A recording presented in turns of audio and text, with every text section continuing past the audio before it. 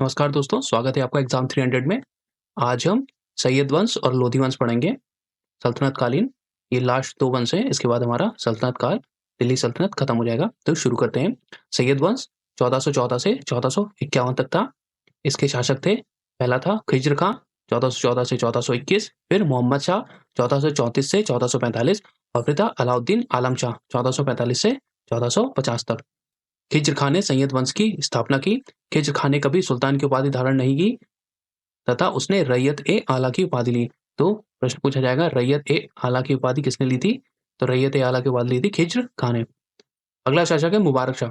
मुबारक शाह 421 से 1414 तक ये इसने शासन किया था। खिज्र खां के बाद उसका पुत्र मुबारक शाह गद्दी पर बैठा। मुबारक शाह ने विख्यात इतिहासकार याह्या बिन अहमद सरहिंदी या कभी-कभी याह्या बिन सरहिंदी भी पूछते हैं, याह्या सरहिंदी भी पूछते हैं।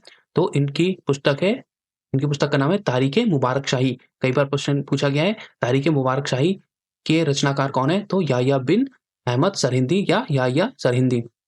किसके दरबार में थे? ये थे मुबारक शाह के दरबार में। मुबारक शाह ने शाह की उपाधि धारण की और अपने नाम का खुतबा पढ़वाया तथा अपने नाम के सिक्के भी जारी किए। तो ये कोई खास इंपॉर्टेंट पॉइंट नहीं है। मोहम्मद शाह 1414 से 1445 तक।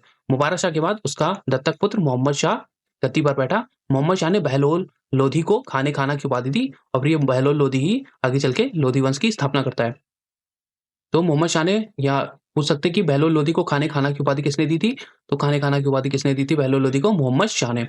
मोहम्मद शाह की मृत्यु के बाद उसका पुत्र अलाउद्दीन आलम शाह सुल्तान बनता है।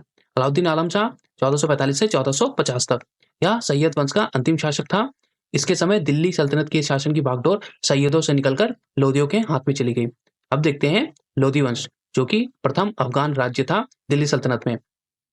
भारतीय इतिहास में 2 बार अफगान राज्य स्थापित हुए हैं। पहली बार लोधी वंश था और दूसरी बार स्थापित हुआ था, वो था शेरशाह सूरी के दौरान। तो पूछ सकता है प्रथम अफगान राज्य किसने स्थापित किया था?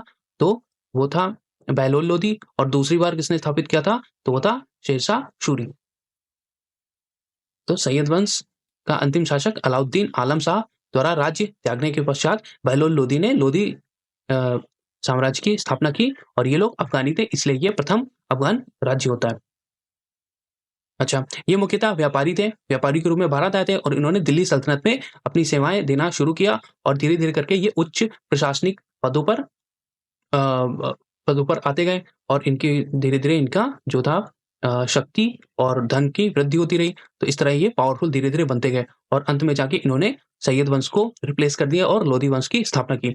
अब बहलोल लोधी के बारे में जानते हैं। 1451 से 1489।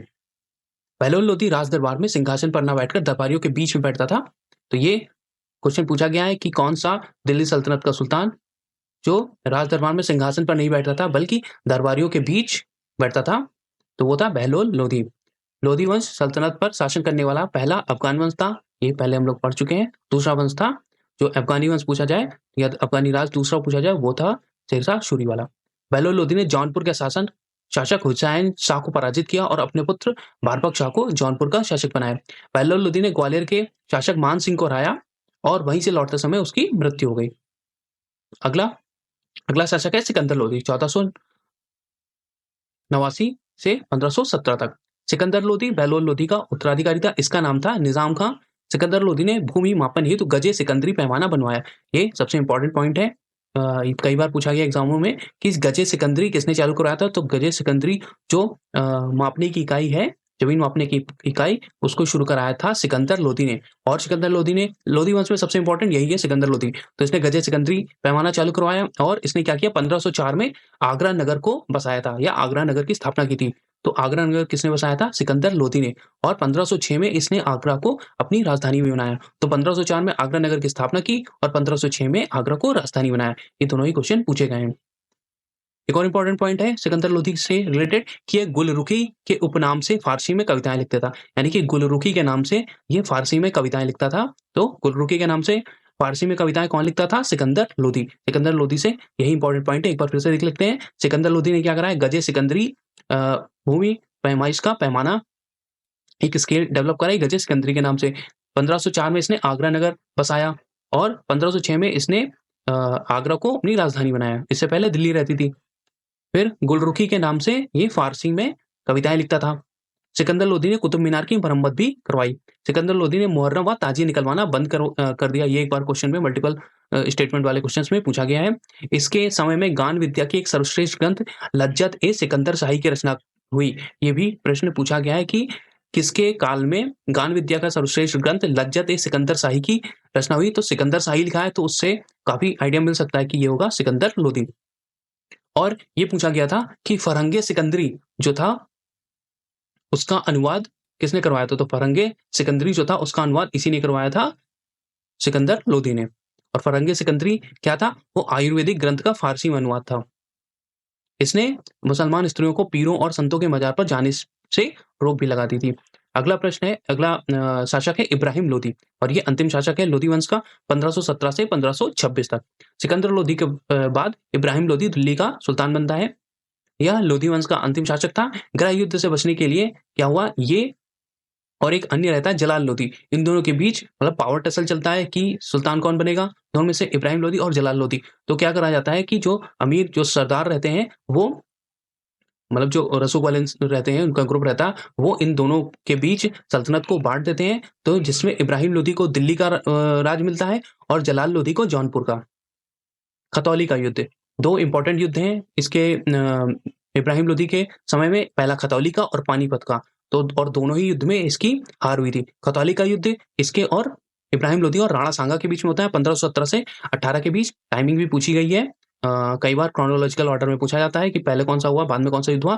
तो उसमें पूछा गया है पहले खतौली होता है फिर पानीपत। तो 1517 और 18 के बीच में होता है खतौली का युद्ध इब्राहिम लोदी और राणा सांगा के मध्य। इसमें इब्राहिम लोदी की हार होती है, राणा सांगा इनको परास्त कर देता है।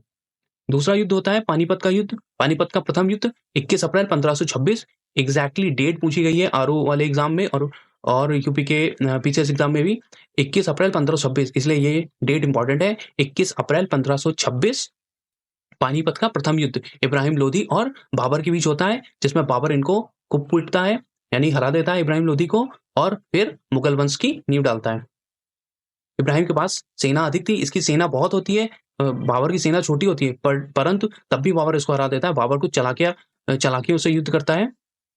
बाबर के पास तोपखाना था और कुशल तोपची भी थे। तो ये दो तोपचियों के नाम पूछे गए हैं, उस्ताद अली और मुस्तफ़ा।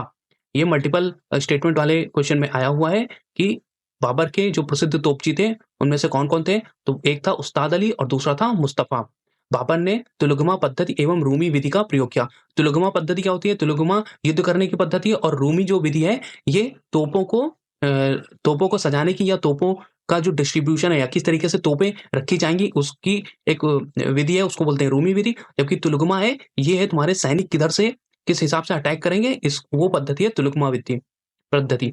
इसमें क्या होता है, इसमें तुलगमा में जो आपकी सेना है उसके सैनिकों को कई छोटे छोटे ग्रुप में बांट दिया जाता है।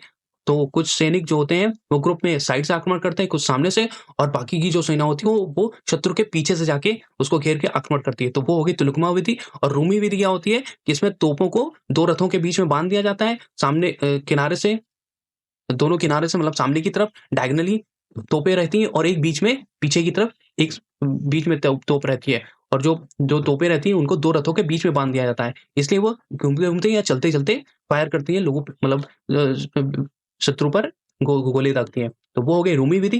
रूमी विधि गोलों तोप को सजाने की विधि या तोप किस तरीके से यूज करेंगे उसकी विधि है। और तुलगुमा पद्धति क्या है कि आपके सैनिक ग्रुप में या छोटे छोटे टुकड़ों में वो बटकर और अलग अलग तरीके से कहाँ से, पीछे से, साइड से और किनारे से अटैक करेंगे, वो होगी तुलगुमा पद्धति।